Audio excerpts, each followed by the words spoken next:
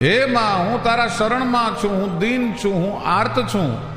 હવે મારા તમામ પ્રકારના સંસારના વિઘ્નો હરવા એ તારા હાથની વાત છે. એટલે ચાલીસાનું એટલું મહત્વ છે કે તમે આખો ચંડીપાઠ કદાચ ન કરી શકતા હો તો તમે ચંડીપાઠના ફક્ત એમાં સપ્ત શ્લોકી દુર્ગા આવે છે, સપ્ત શ્લોકનો પાઠ કરવો જોઈએ.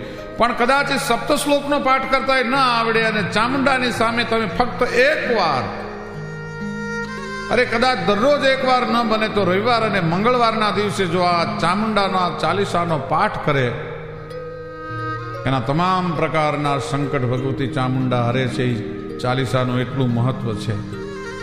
અમે આ અગાઉ જેમ મેં વર્ણન કર્યું, અસુરોનો સંહાર કરવા વાળી, ચંડ અને મુંડને મારવા વાળી એ માતાજીના વીરરસનું વર્ણન આ ચામુંડા ચાલીસામાં કરવામાં આવ્યું છે.